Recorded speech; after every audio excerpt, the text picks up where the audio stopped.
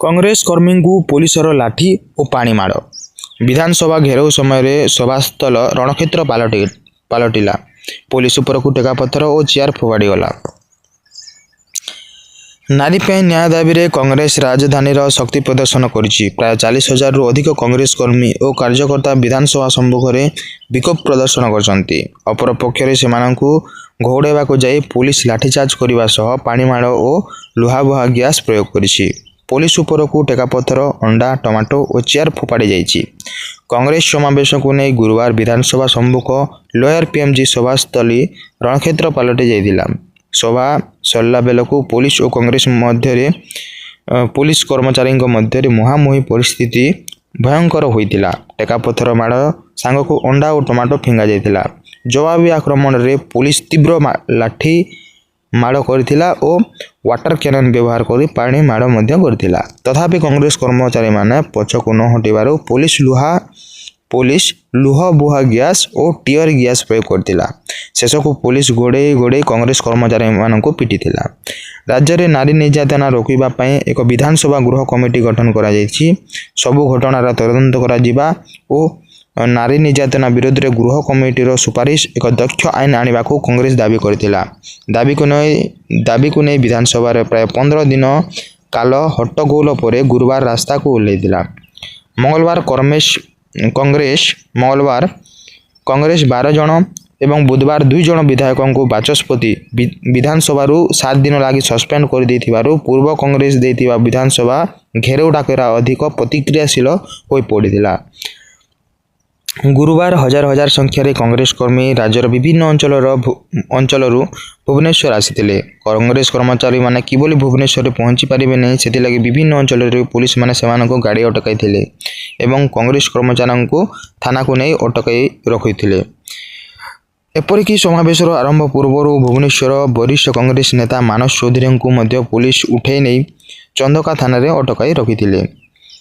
सकालू विभिन्न अंचल आसीथिबा कांग्रेस कर्मी और कार्यकर्ता राम मंदिर छकरू एक शोभायात्रा रे लोअर पीएमजी सभास्थल को जाइथिले।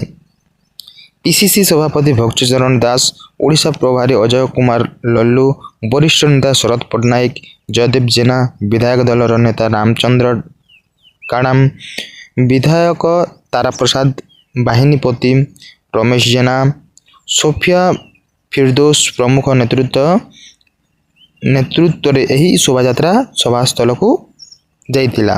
शांतिपूर्ण भाव शोभायात्रा सह समावेश करा जाइथिला। नारी निर्यातना विरोध में करा जाइथिबा एही समावेशर ना नारी न्याय पय विधानसभा घेराव रखा जाइथिला। एपरिक समावेशर मंच संपूर्ण भाव महिला मानकू समर्पण करा जाइथिला। केवल महिला नेत्री माने एही मंच रे बसिथिले। पीसीसी सभापति ठारू आरंभ करी अन्य समस्त नेतृवृंद मंच तले बसिथिले। पूर्वाह्न 11:30 रु 1:30 पर्यंत सभा कार्य चलतिला। एही समय किसी कांग्रेस कार्यकर्ता सभा मंच पछपटे रहितिबा पुलिस बैरिकेड को भांगी आगको जाइथिले। परवर्ती बैरिकेड भांगिबा पूर्व पुलिस मानकू अटकाइथिला एवं आगको न जिबा पय प्रतिरोध करथिला। पुलिस एवं सेहिटारी कांग्रेस कर्मी धस्ताधस्ती होइतिला। परे पुलिस मानकू घौड़ाई लाठीचार्ज करथिला। एही समय रे पुलिस उपरकू टेकामाड़ एवं पुलिस उग्र होई तीव्र लाठी माड़ करथिले एवं पानी माड़ मध्य करथिले। वाटर कैनन रु पानी माड़ करा जाई भिड़ को अटका जाइथिला। पुलिस एवं कांग्रेस कर्मी मध्य मुहांमुही परिस्थिति को लोअर पीएमजी रणक्षेत्र पलटि जाइथिला। किछि स्थान रे टमाटो और अंडा माड़ होइथिबार देखिबाकू मिलथिला। कांग्रेस कर्मी और कार्यकर्ता माने जगह छाड़ी न जिबारु पुलिस लुहबुहा गैस और टीयर गैस प्रयोग करथिला। फल अनेक कांग्रेस कर्मी आहत होइथिले। पुलिस गोड़े पिटिबार बहु संख्या रे कांग्रेस कर्मी माने मध्य आहत होइथिले। एहार मुंड फाटी जाइथिला, कार हाथ भांगी जाइथिला, कार गोड़ भांगी जाइथिला। सेमानक मध्य अनेक महिला कार्यकर्ता मध्य पुलिस माड़र शिकार होइथिले। प्राय घंटाए धरी पुलिस सह एही मुहांमुही परिस्थिति लगी रहिथिला।